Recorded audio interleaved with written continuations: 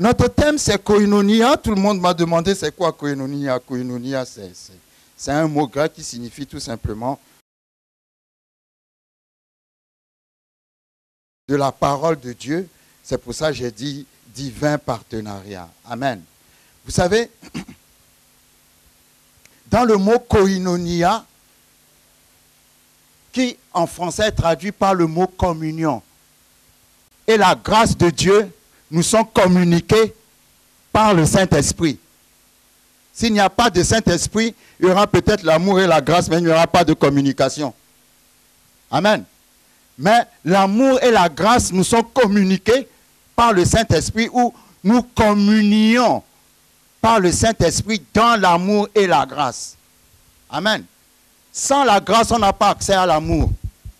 Et sans l'esprit, on n'a pas non plus, on ne reçoit pas non plus cet amour. Amen. Vous savez, quand la Bible met plusieurs mots comme ça, les uns à la suite des autres, c'est toujours par ordre de comment dirais-je, de grandeur, oui, voilà. C'est toujours par ordre. La grâce doit venir avant l'amour et l'amour vient avant la communication. Ce n'est pas que la communication du Saint-Esprit, l'amour de Dieu, non, non. C'est d'abord la grâce, ensuite l'amour, après la communication. Amen. Donc, ou la communion. Et le mot communion, justement, en grec, est traduit koinonia. Koinonia signifie partage. Quand on partage quelque chose avec quelqu'un.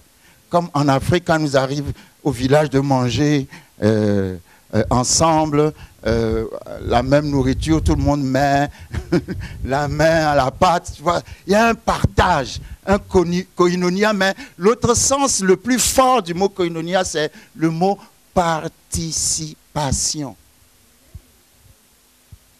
C'est pour ça que j'ai retenu ça pour notre rencontre. Parce que le partenaire, c'est quelqu'un qui participe. Ce n'est pas quelqu'un qui assiste, mais c'est quelqu'un qui participe. C'est-à-dire, tu contribues à la chose. Il y a un verset très fort. Je dis toujours aux gens, quand nous lisons la Bible, nous courons trop vite, nous ne nous arrêtons pas sur ce que nous lisons. 2 Pierre, chapitre 1.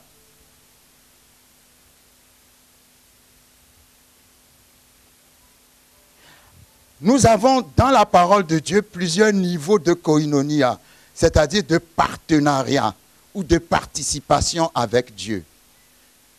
Nous participons au travers de l'Évangile, toujours par le biais du Saint-Esprit. Nous participons au travers de nos finances, toujours par le biais du Saint-Esprit. Nous participons à la vie de Dieu, toujours par le biais du Saint-Esprit. Mais comme il s'agit de partenariat, nous allons parler un peu. Parfois, je n'arrive pas à trouver 2 Pierre dans ma vie. Pierre n'aime pas me rencontrer, je ne sais pas pourquoi. Et pourtant, on n'a pas de problème. Voilà. 2 Pierre, chapitre 1, à partir du verset 3. Comme sa divine puissance nous a donné tout ce qui contribue à la vie et à la piété, au moyen de la connaissance de celui qui nous a appelés par sa propre gloire et par sa vertu, lesquels nous assurent de sa part les plus grandes et les plus précieuses promesses, afin que par elles vous deveniez participants, le mot grec est koinonos, qui est une racine de koinonia, participants de la nature divine. Ça, c'est trop fort. Je ne sais pas si quelqu'un y a déjà pensé. Dans ta nature, là où tu es, si tu as reçu Jésus, tu es dans ta nature humaine, mais en même temps, tu participes à la nature de Dieu. Non, quelqu'un n'a pas compris.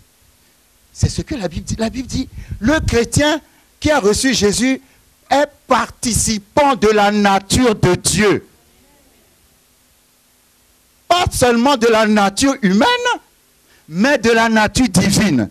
C'est-à-dire, en tant que chrétien, je suis humain et je suis aussi divin. Et l'humain parle du naturel et le divin parle du surnaturel. Mais comment se fait-il qu'il n'y a jamais rien de surnaturel dans ta vie? Tu participes à la vie de Dieu, mais tu es toujours dans les choses naturelles. Si tu participes à la vie de Dieu, tu dois être dans les choses surnaturelles. Surnaturel veut dire au-dessus du naturel, qui dépasse le naturel. Le médecin dit que ta maladie est incurable, mais tu es quand même guéri. C'est surnaturel. Pourquoi c'est surnaturel? Parce que tu participes koinonos ou koinonia à la vie de Dieu. Est-ce que vous me suivez? En tant que chrétien, tu n'es pas seulement un simple humain ayant seulement la vie humaine en toi, la vie naturelle, la vie mortelle. Non, tu as le surnaturel en toi. Le problème est que le surnaturel ne se déclenche pas quand on ne le sait pas. Je répète, le surnaturel ne va pas se déclencher si tu ne le sais pas. Le surnaturel se déclenche quand tu sais qui tu es. Je suis un humain divin. Donc quand tu es devant une situation où humainement tu es limité, qu'est-ce que tu fais? Tu passes au côté divin. Quelqu'un ne m'a pas compris. Dis à ton voisin, change de côté. Ah, ça fait trop longtemps que tu vis dans l'humain. Dieu t'invite aujourd'hui à passer au divin. Si tu es devant une situation où tu es limité, dis Seigneur, maintenant je vais passer.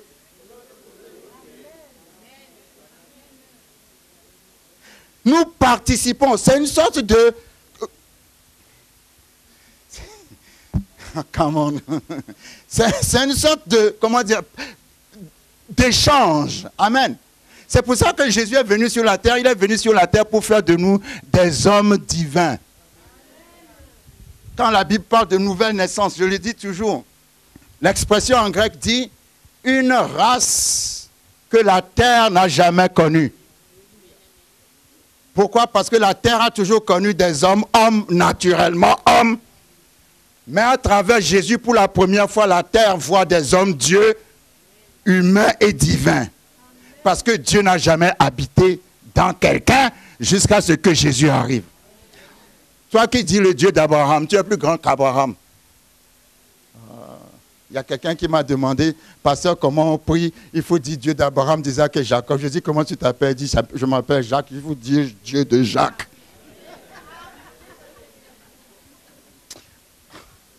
Alléluia. Arrêtons d'être religieux.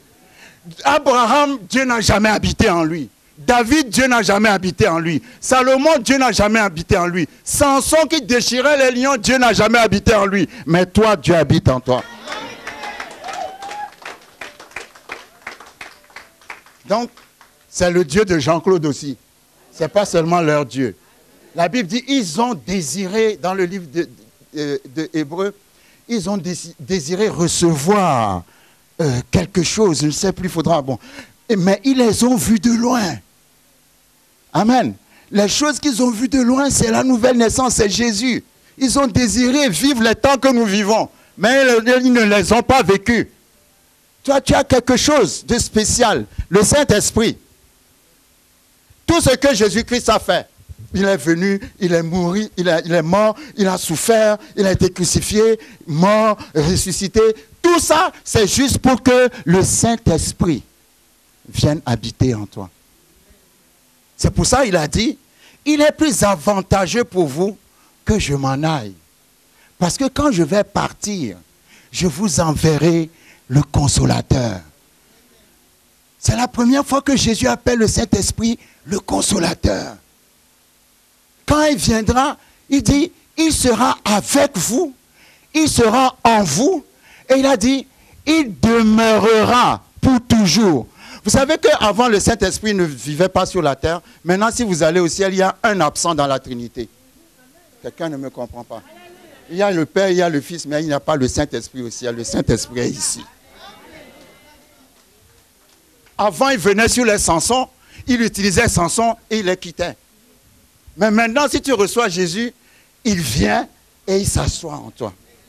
Il vit en toi.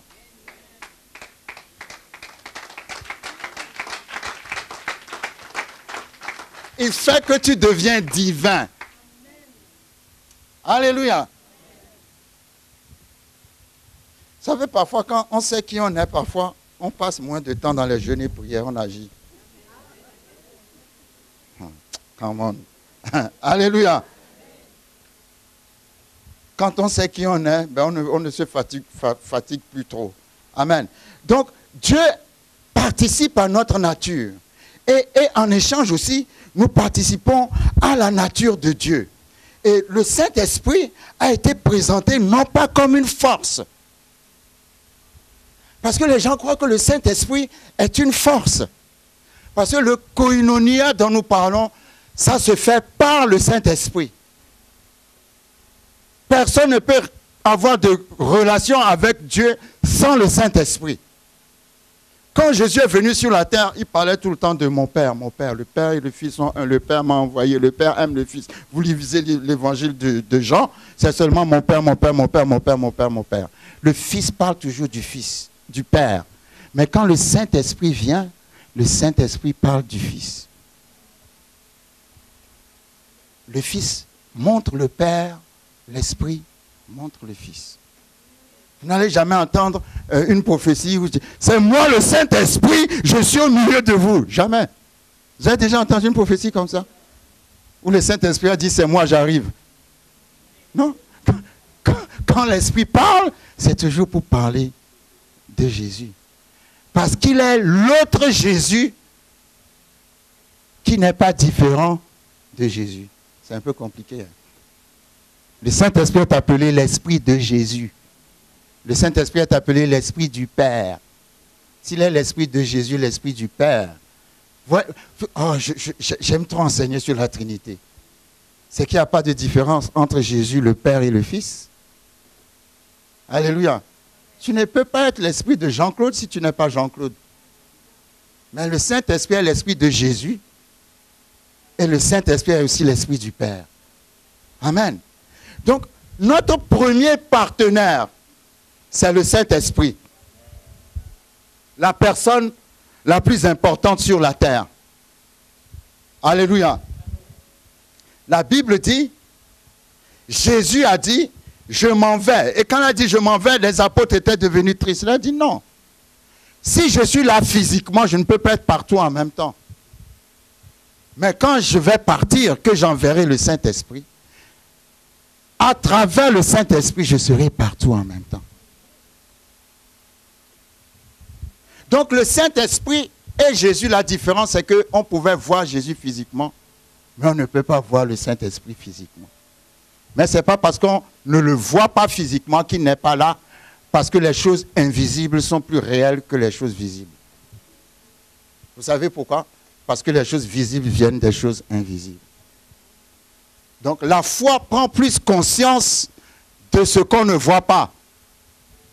Nous ne marchons pas par la vue, mais nous marchons par la foi.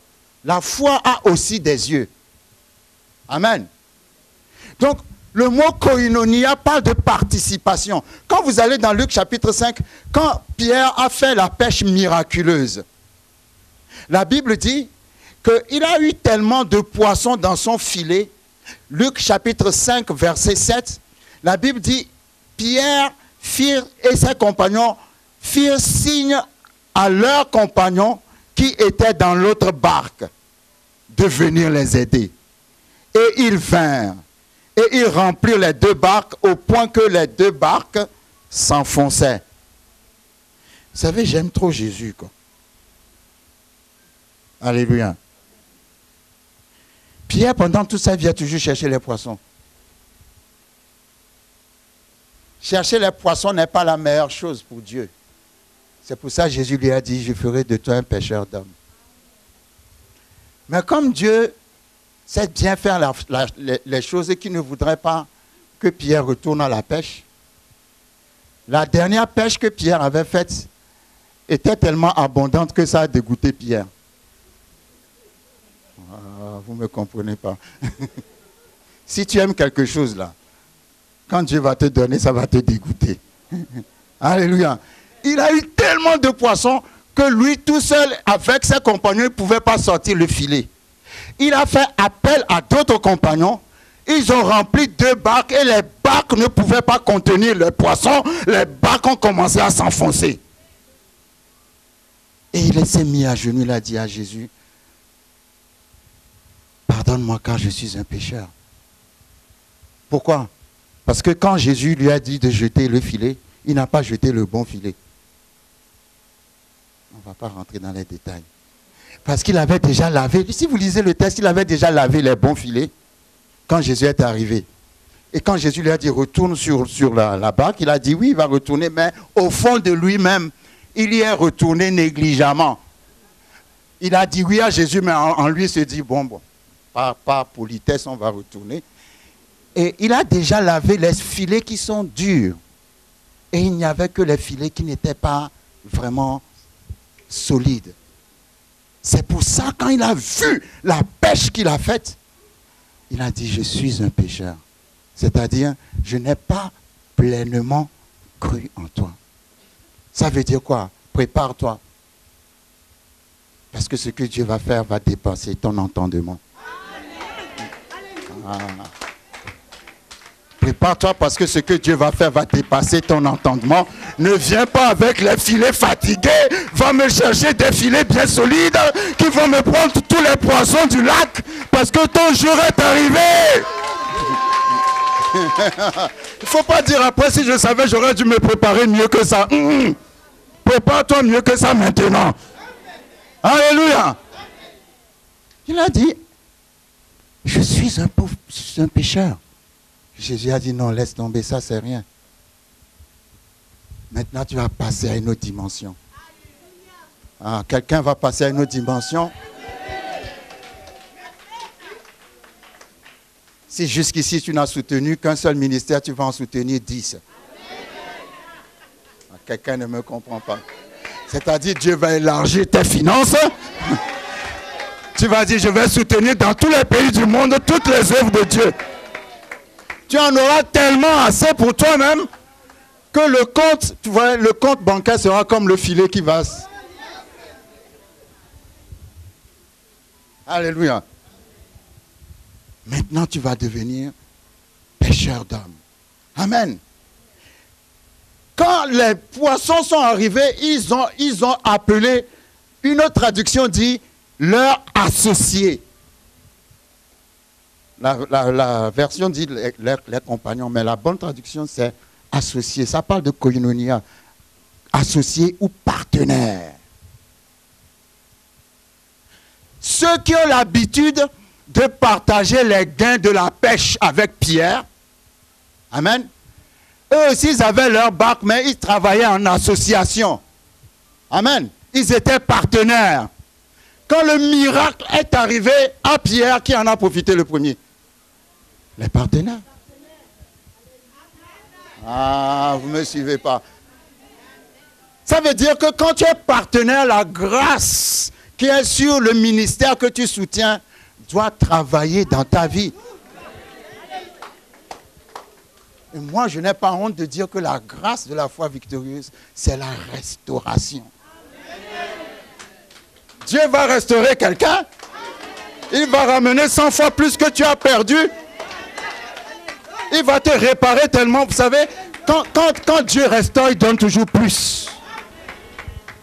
La Bible dit que quand Samson s'est repenti et que Samson a détruit le temple des Philistins, il avait tué plus de gens qu'il n'en a tué pendant toute sa vie. En un seul jour. Quand la restauration vient, ça vient en double, en multiple. Tu as perdu 100 €, Dieu te donne 1000. Tu as perdu 1000, te donne 10 000. Il ne te donne jamais ce que tu as perdu. Il double toujours. Quand Job a tout perdu, que Dieu l'a restauré, la Bible a dit quoi? Il lui a donné le double de ce qu'il a perdu. Nous avons cette restauration, cette onction de restauration. Nous avons cette onction de restauration. Tous ceux qui soutiennent la foi victorieuse, s'il y a eu des destructions dans votre vie, il n'y aura plus de destruction dans votre vie. Il y aura la restauration, la réparation dans votre vie. Et quand Dieu guérit, il guérit sans cicatrice. La Bible dit que quand les 3 Hébreux étaient rentrés dans la fournaise ardente, quand ils sont sortis de la fournaise ardente, leurs habits ne sentaient pas le feu.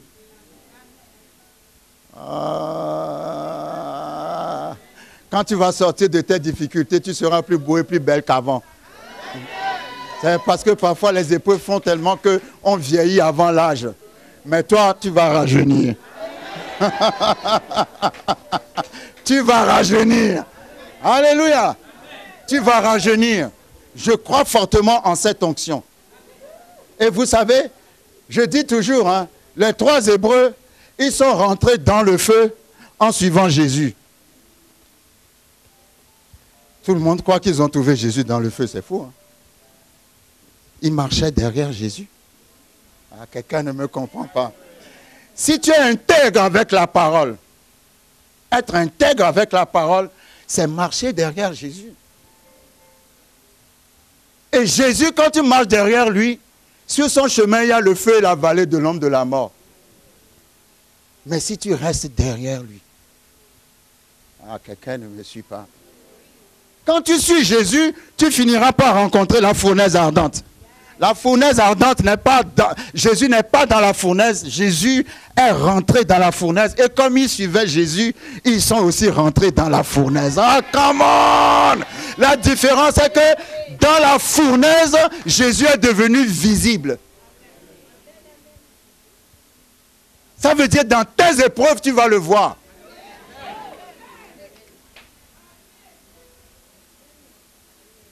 Ça, c'est fort, ça. Hein? Dis à ton voisin, j'ai suivi Jésus dans le feu. Je ne l'ai pas trouvé dans le feu, je l'ai suivi dans le feu. Parce que toute personne qui suit Jésus finira par rentrer dans un feu. Parce que la Bible dit, ceux qui veulent pieusement marcher avec Jésus seront persécutés. C'est ça le feu. Ils n'ont pas trouvé Jésus dans le feu. C'est Jésus qui les a accompagnés dans le feu. Alléluia. Quand tu vis ta situation de difficulté, parfois tu as l'impression que Jésus n'est pas là. Mais quand tu arrives au niveau à un certain niveau du feu, le 4e homme est devant toi. Dieu parle à quelqu'un qui est dans un feu. Dieu dit, tu seras plus beau et plus belle quand tu vas sortir du feu.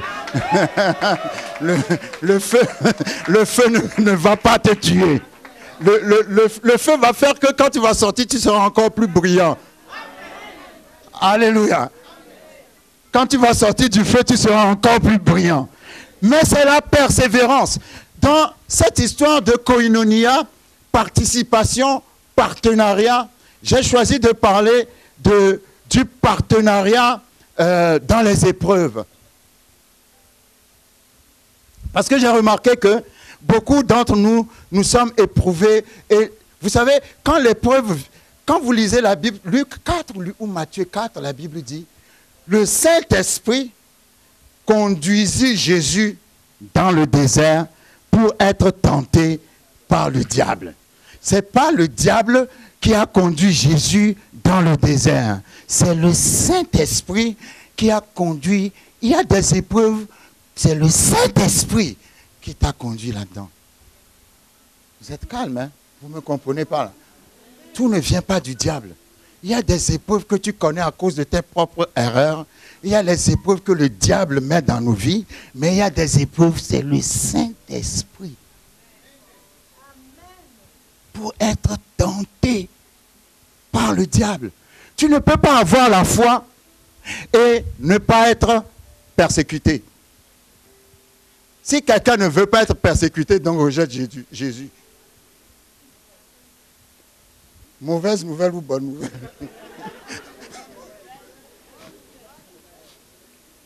Dieu veut encourager quelqu'un dans une situation difficile. Nous parlons aux partenaires, nous voulons encourager nos partenaires. Vous savez, souvent Dieu peut permettre que les finances baissent. Ou parfois, la situation fait que ça baisse, juste pour voir si tu vas tout baisser aussi. Ah, quelqu'un ne me suit pas. Mais la situation baisse et tu dis non, moi je ne baisse rien du tout. Votre alléluia est trop froid. Un peu congelé. Alléluia. Parce que quand tu es dans une lancée, il y a toujours quelque chose qui va arriver pour couper ta lancée. Mais quand quelque chose arrive pour couper ta lancée, c'est là où il faut doubler la lancée. Alléluia. Parce que si tu n'as pas la résistance, le diable aura toujours le dessus sur toi. Pourquoi tu ne fais plus ceci? Ah non, parce que telle situation est arrivée. Non, non. Il ne faut pas être conduit par les situations, Il faut être conduit par l'Esprit de Dieu et par ton engagement. Alléluia. Dieu teste toujours la foi. Tous les gens qui ont eu la foi, Dieu les a tous testés. Dieu va te tester aussi. C'est vrai, depuis que tu es devenu partenaire de la foi victorieuse, on a eu la promotion, on a augmenté ton salaire et puis brutalement, tu as perdu le salaire, le travail, tout le monde est parti. Ça ne veut pas dire que Dieu n'est pas là. Ça veut dire que Dieu veut savoir. Ah, come on. Saül cherchait à tuer David, n'est-ce pas? Qu'est-ce que Dieu a fait? Dieu a livré Saül à David pour voir si David a le même cœur que Saül. Quelqu'un ne me suit pas. Suivez-moi bien. Dieu a fait que Saül et David se sont rencontrés. Saül dormait, David pouvait le tuer.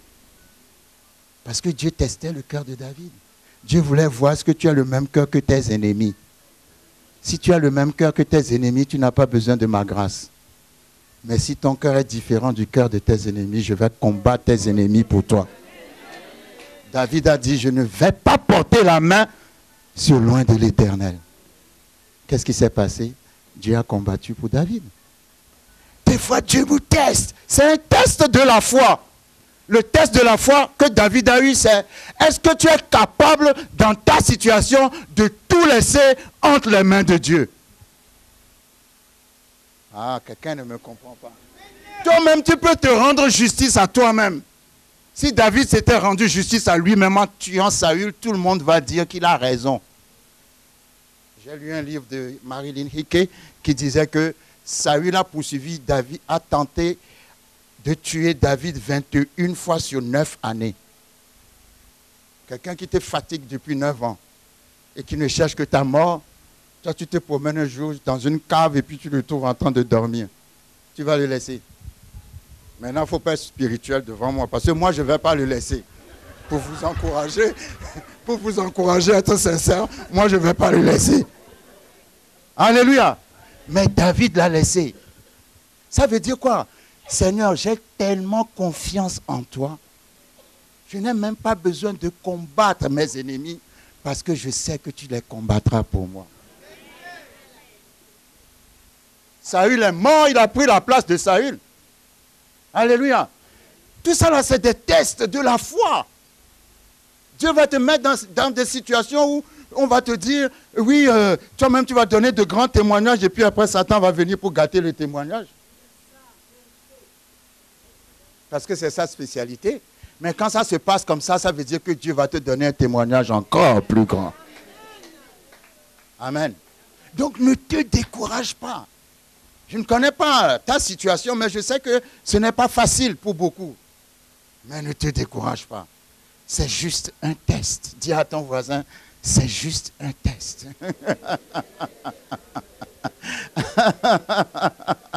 Ah, la situation va... Vous savez, en anglais, on dit subject to change. C'est-à-dire sujet au changement. Amen. Toute circonstance est subject to change. C'est-à-dire toute circonstance est appelée au changement. Aucune circonstance n'est éternelle. C'est pour ça que le psaume 23 dit, quand je marche dans la vallée de l'ombre de la mort. Il n'a pas dit quand je bâtis ma maison dans la vallée de l'ombre de la mort, quand je dors dans la vallée de l'ombre de la mort, quand je vis dans la vallée de l'ombre. Non, non, quand tu marches à travers quelque chose, un temps viendra où cette chose sera derrière toi. Donc je ne connais pas ta situation, tout s'est arrêté, mais Dieu ne s'est pas arrêté. Tu as l'impression que Dieu s'est arrêté, mais Dieu dit, je n'ai pas encore dit mon dernier mot. Qu'est-ce que Job a dit? Mon Rédempteur est vivant, il se lèvera. Satan se lève toujours le premier. Les gens qui sont toujours agités se lèvent toujours premier. Mais Dieu prend toujours son temps et lui se lève le... Il se lève le dernier parce que quand il va finir de faire ce qu'il va faire, plus personne ne pourra rien faire de mieux ou de moins. Alléluia. Mon Rédempteur est vivant, il se lèvera le dernier. Pour arriver au dernier, il y a un certain temps qu'on appelle la patience. Si tu es patient, tu verras Dieu en dernier. Alléluia. Ta situation va changer. Ta situation ne va pas rester comme ça. Ta situation n'est rien pour Dieu. Ta situation est trop petite devant Dieu. Quelle que soit la fermeture, le blocage que tu expérimentes, c'est rien devant Dieu. Dieu est toujours plus fort. Alléluia. Jésus a dit quelque chose que nous répétons tous les jours, mais on n'a jamais réfléchi là-dessus. Il a dit, si quelqu'un veut me suivre, il a dit quoi? Quand on parle de la croix, on parle de quoi? Crucifié, n'est-ce pas? Quand on est crucifié, ça fait la joie ou bien ça fait souffrir? Si Jésus a dit, si quelqu'un veut me suivre, il faut prendre sa croix. Ça veut dire, comme j'ai été crucifié, toi aussi on va te crucifier. Oh, quelqu'un ne me comprend pas. Est-ce que Jésus l'a dit oui ou non? Alors quand tu prends ta croix et que tu le suis, donc ce qui lui est arrivé va t'arriver. Mais qu'est-ce que la fin de l'histoire dit? Qu'au troisième jour, oh come on. Est-ce que je peux déclarer la résurrection sur la situation de quelqu'un? Je déclare dans le nom de Jésus-Christ de Nazareth que quelle que soit la difficulté de ta situation, je te vois ressusciter au nom puissant de Jésus-Christ de Nazareth. Je te vois sortir de ta tombe dans le nom puissant de Jésus-Christ de Nazareth. Je te vois victorieux dans le nom puissant de Jésus-Christ de Nazareth. Je te vois rempli de succès dans le nom puissant de Jésus-Christ de Nazareth. Je te vois dans la réussite dans le nom puissant de Jésus-Christ de Nazareth. Je te vois élevé dans le nom puissant de Jésus-Christ de Nazareth. Vous savez, la résurrection a été une surprise pour le diable. Parce qu'il dansait sur ses cornes ou sur ses sabots quand Jésus-Christ a été enterré. C'est pour ça que la Bible dit, si les princes de ce monde savaient, ils n'allaient pas crucifier le roi de gloire. S'ils savaient quoi? S'ils savaient quand le crucifiant, il allait ressusciter, ils n'allaient pas le crucifier. Mais quand ils l'ont crucifié, ils croyaient que c'était fini. Ah, dis à ton voisin, le troisième jour. Ah, je déclare la puissance du troisième jour sur la vie de quelqu'un. Je déclare la puissance du troisième jour sur le compte bancaire de quelqu'un. Je déclare la puissance du troisième jour sur le foyer de quelqu'un. Je déclare la puissance du troisième jour sur les enfants de quelqu'un. Je déclare la puissance du troisième jour sur le travail de quelqu'un.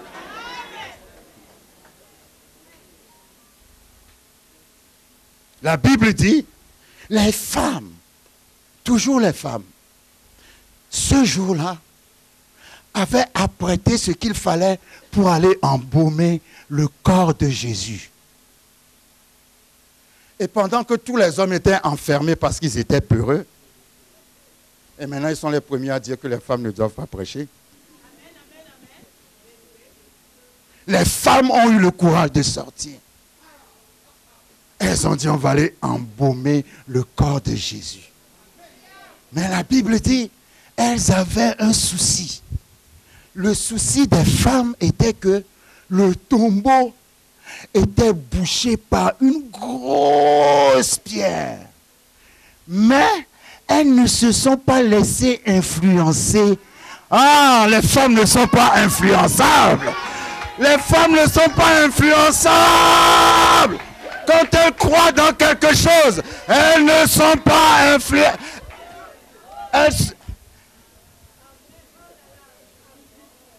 Non, j'ai mal parlé le français. Elles sont non, elles ne sont pas influençables. Elles ne sont pas influençables. On ne peut pas les influencer.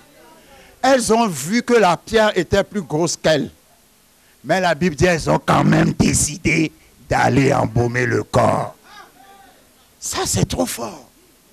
Il y a quelqu'un qui reste à la maison et qui dit non, si je vais, ça ne va pas marcher, alors qu'on t'attend là-bas. Ah non, si je vais, je n'aurai pas telle chose, mais alors qu'on t'attend là-bas. Il faut aller qu'on te dise non d'abord. Tant qu'on ne t'a pas dit non, ne reste pas à la maison. Les femmes ont dit la pierre est trop grosse, mais on va quand même aller. Et la Bible dit quand elles sont arrivées, la pierre qui était trop grande avait été enlevé. Oh!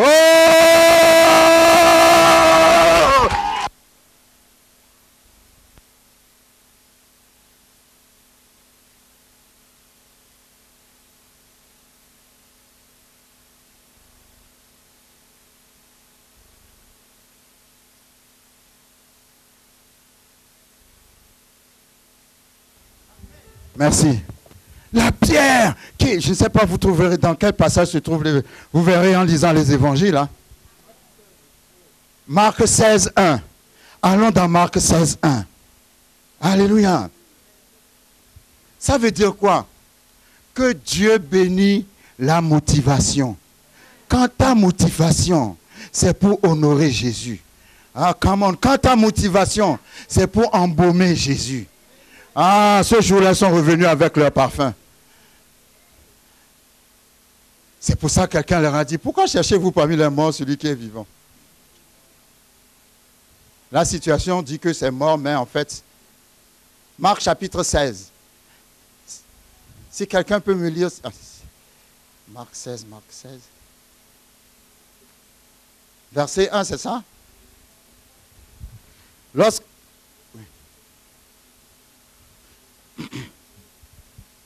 Lorsque le sabbat fut passé, Marie de Magdala, Marie mère de Jacques et Salomé achetèrent des aromates afin d'aller embaumer Jésus.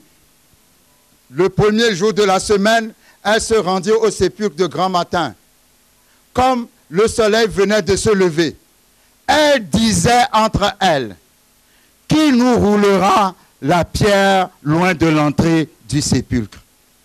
Et levant les yeux, elles aperçurent que la pierre qui était très grande avait été. Dieu va enlever la pierre qui t'empêche d'aller loin. Cette année, c'est l'année des conquêtes. Tu vas conquérir les territoires qui t'ont toujours résisté. Tu vas conquérir les territoires de la guérison, les territoires de la délivrance, les territoires de la prospérité, les territoires de la promotion, les territoires de l'élévation, tous les territoires qui t'ont résisté jusqu'à maintenant, prépare-toi.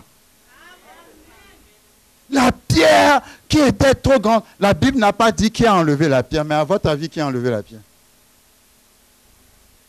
C'est Dieu qui a fait enlever la pierre. Alléluia. Quelle que soit la grandeur de la pierre qui t'empêche de réaliser ton rêve. Ah. Quelle que soit la grandeur de la pierre qui t'empêche de réaliser ton rêve, Dieu va enlever la pierre. Quelqu'un qui n'a pas assez de clients dans sa boutique, bientôt tu vas chercher une place plus grande. Parce que quand la pierre va être enlevée, il n'y aura plus assez de place pour les clients.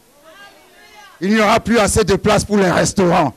Il n'y aura plus, je ne sais pas ce que tu es en train de faire, mais quand la pierre va être enlevée, il n'y aura plus assez de place. Ça va venir du nord, ça va venir du sud, ça va venir de l'est, ça va venir de l'ouest. Il n'y aura pas assez de place.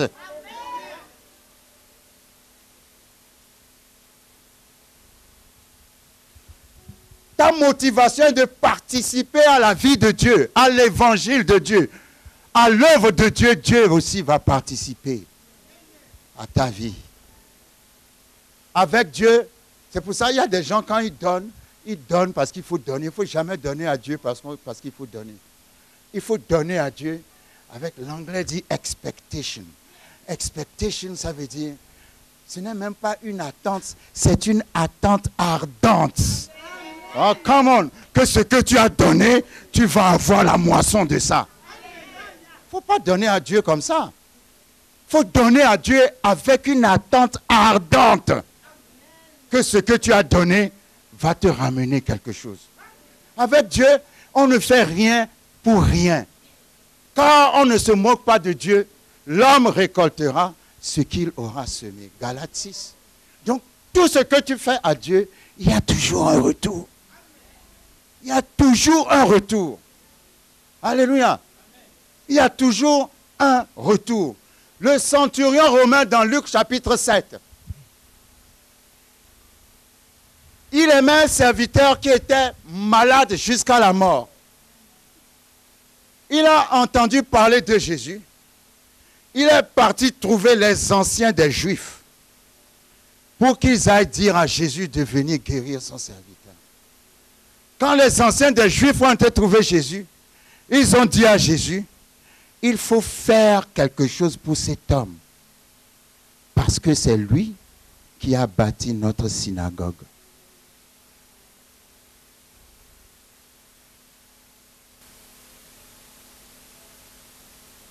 Tu ne peux rien faire pour Dieu sans que Dieu ne te le rende. Tout ce que tu fais pour lui, il va te le rendre. Si toi tu ne le reçois pas, tes enfants vont le recevoir. Les enfants de tes enfants vont le recevoir. Quand David est mort, ses fils, après lui, se sont succédés sur le trône d'Israël. Et à chaque fois qu'il y en a un qui faisait des bêtises, Dieu se fâchait et voulait le détruire. Mais la Bible dit toujours, Dieu dit toujours, à cause de mon serviteur David. Ah! Est-ce que quelqu'un peut établir dans la lignée de sa famille à cause de ma servante Marguerite? Ah! À cause de ma servante Catherine, à cause de mon serviteur Roger, à cause de mon serviteur Timothée, ceci ne t'arrivera pas. Il y a des gens, ils ne prient pas, ils ne croient pas en Dieu, mais ils sont bénis. Oh, vous êtes trop calme. Vous ne me comprenez pas. Il y a des gens qui ne prient pas comme toi, ils ne vont pas à l'église comme toi, mais ils sont bénis plus que toi. Moi, je crois que dans la famille de ces gens-là, il y a eu quelqu'un qui a fait quelque chose pour Dieu. Ah, comment Dieu a dit, ah, ta postérité sera toujours bénie. On ne trouvera pas la maladie dans la maison de tes enfants. Tes enfants seront toujours élevés à cause de ce que tu as fait pour moi.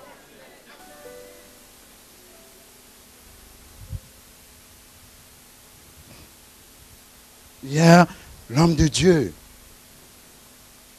disait,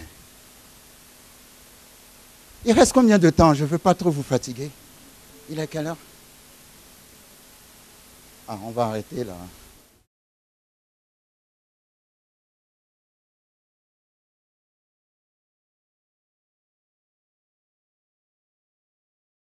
J'habite Lyon. Et je suis venu à Paris assister au séminaire des partenaires. Mes impressions par rapport à ce séminaire, le partenariat de la foi victorieuse prend aujourd'hui une grande dimension et nous devons la soutenir cette action-là. La soutenir pour qu'au jour d'aujourd'hui, le monde entier en profite. Heureusement qu'on a un pasteur comme pasteur Jean-Claude qui est un homme de Dieu, qui a cette vision de dire que l'évangile doit être partagé avec tout le monde, sans distinction.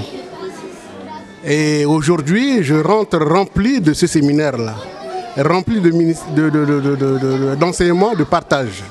Mes impressions, c'est que c'est une très bonne chose, une bonne initiative, ce qui permet aux chrétiens de comprendre quelles sont les œuvres de Dieu, qu'est-ce qui peut nous amener en profondeur avec le Christ. Parce qu'il faut participer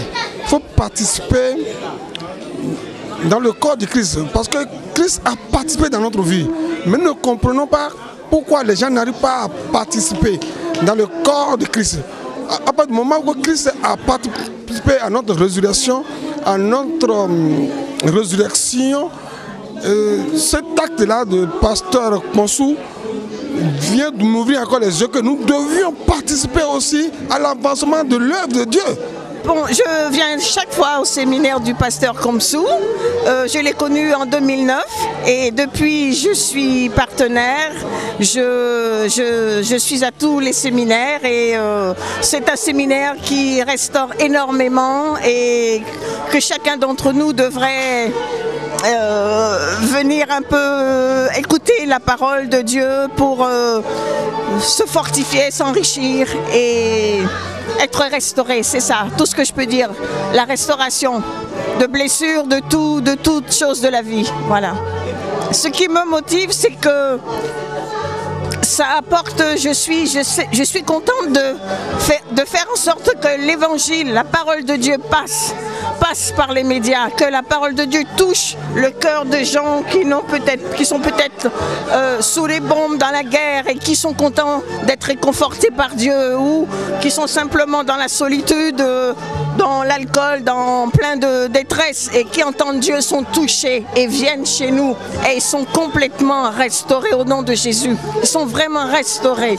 À tous ceux qui hésitent de s'engager dans le partenariat, je dirais que ce que vous semez avec Dieu, ce que vous donnez à Dieu, vous le récupérez au centuple. Vous donnez à Dieu, Dieu vous redonne. Chaque fois que vous donnez à Dieu, Dieu vous redonne. Il multiplie ce que vous lui donnez. Voilà, c'est ce que je peux dire. Là, je suis Monsieur Volé Kofi Robert, et je suis l'apôtre de l'Église du Seigneur, la Grâce Divine au Togo. Et il y a au moins plus de 50 pasteurs qui sont sous ma direction. Et aujourd'hui, je suis arrivé à Paris, en France, et j'ai entendu que vraiment il y a un grand séminaire. C'est pour cela que je suis venu. Oui, pour devenir par exemple partenaire, je peux dire que c'est la meilleure façon. Parce que lorsque vous êtes avec quelqu'un et vous ne participez pas et vous ne partagez pas la vie avec cette personne, même si c'est la misère ou bien la joie, il faut partager. Donc, partenaire pour la mission de Jésus, je crois que c'est la meilleure façon. Et de là, Dieu aussi va participer dans votre vie et vous aurez une vie meilleure. Mes impressions. Vraiment, je ne sais même pas quoi dire parce que je suis venue et j'ai eu ce que je voulais. Parce que le rendez-vous avec Dieu, c'est n'importe où, n'importe quand. Et moi, j'ai eu ma part aujourd'hui. Mes impressions, c'est trop. Donc, je ne peux même pas expliquer là où je suis là. C'est très important pour soutenir l'Église, pour soutenir la parole de Dieu, parce que moi j'ai eu cette bénédiction-là à travers la télé. J'ai reçu ma guérison à travers la télé, alors donc les partenaires doivent être là. S'il n'y a pas les partenaires, mais qui c'est qui va payer? C'est nous. Et moi aujourd'hui je suis partenaire. C'est pas parce que j'ai eu ma guérison, non, mais parce qu'il faut soutenir la parole de l'Éternel. Sinon, on n'a pas une salle. Sinon, je n'aurais jamais connu le pasteur Jean-Claude. Mais c'est à travers la télé, à travers l'enregistrement, parce que je ne pouvais même pas me payer cette chaîne-là.